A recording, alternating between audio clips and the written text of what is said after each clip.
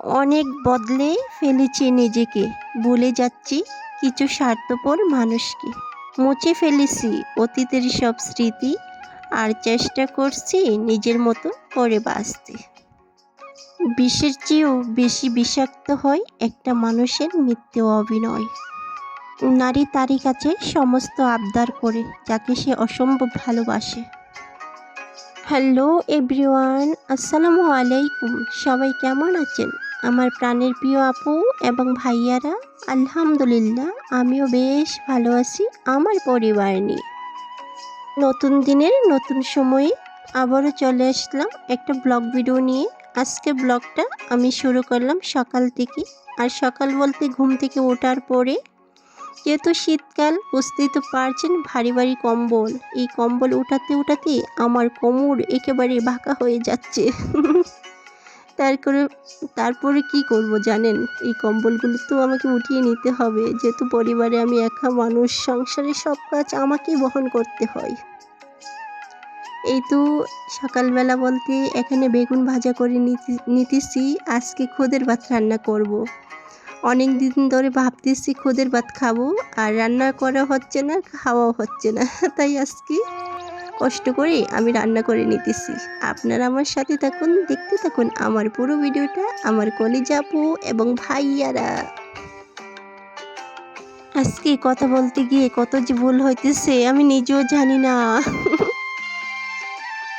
খুদের ভাত রান্না করার জন্য প্রথমে আমি একটা প্যান বসিয়ে দিলাম, আর প্যানের মধ্যে রসুন কুচি আর পেঁয়াজ কুচি দিয়ে দিলাম। এখন পেঁয়াজ কুচি আর রসুনটা ভাজা করে নিয়েছি। নেওয়ার পরে এখন ডাল আর খুদগুলি আমি একসাথে মিশিয়ে নিলাম। এখন খুদগুলি আমি ভাজা করে নেব।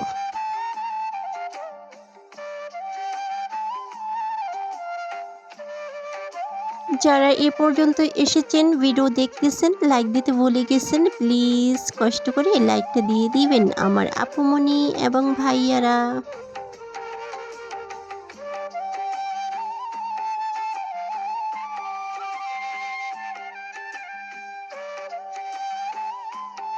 যেহেতু আমরা গ্রামে থাকি, আর গ্রামে কিন্তু নতুন ধান সবার বাড়িতেই উঠে গেছে, মানে নতুন ধানের চাউল। আর খুদ কিন্তু নতুন ধানের চাউল থেকে হয়। মানে আর যদি কারো বাসায় না থাকে, আপনারা যে কোনো মুদির দোকানে পেয়ে যাবেন, ওইখান থেকে এনে রান্না করে খেতে পারবেন, কারণ অনেকটাই ভালো লাগে শীতকালে এরকম। আজকে ঢাল দিয়ে রান্না করেছি। আর এখানে কিন্তু আমি খুদের ভাত, বেগুন ভাজা করে নিয়েছি, আর ধনিয়া পাতা ভর্তা আর ডিম ভাজা করে নিয়েছি। এগুলি দিয়ে এখন খেয়ে নেব। এপাশে অফ ক্যামেরায় আমি পিঠা বানিয়ে নিয়েছিলাম, আর পিঠা একটা খেয়ে নেব। আর চা তো আমার নিত্যদিনের সঙ্গী। চা না খেলে আমার দিনটা যে কেমন কেমন কাটে, তাই এখন চাটা খেয়ে নেব। খাওয়ার পরে সব কাজ করে নেব আজকে সংসারের।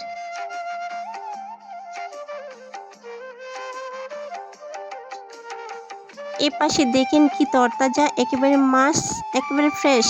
আর এই মাছগুলি আমি এখন কেটে পরিষ্কার করে নেব, আর অফ ক্যামেরায় আমি কিন্তু কেটে পরিষ্কার করে নেব।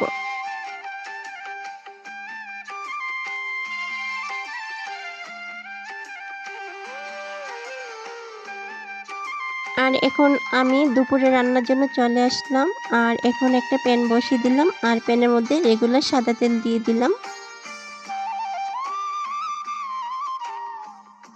আর তেলটা গরম হওয়ার পরে এখন আমি পেঁয়াজ কুচি দিয়ে দিলাম। এখন আমি রান্নাটা করে নেব। আপনারা আমার সাথে থাকুন, আমার আপুরা এবং ভাইয়ারা।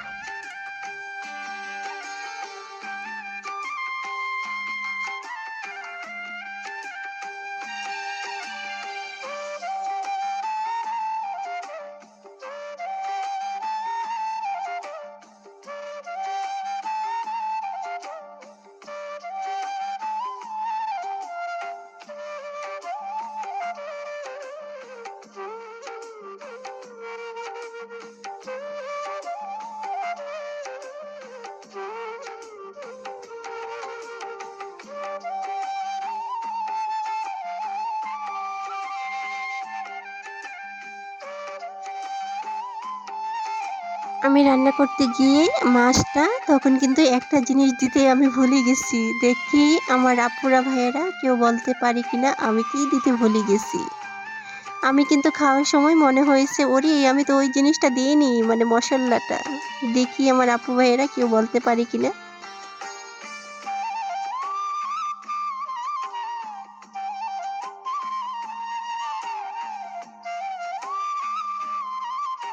আর এখন সময়টা বিকালবেলা, আর আমার নতুন লাউ গাছে দেখুন মাশাল্লাহ কি সুন্দর লাউ এসেছে। আর উপরে কিন্তু লাউয়ের ডগাগুলি ইঁদুরে খেয়ে ফেলে, মানে চালের উপরে যে ডগাগুলি আছে সবগুলি খেয়ে ফেলে। সবাই ভালো থাকবেন, সুস্থ থাকবেন, আল্লাহ হাফেজ।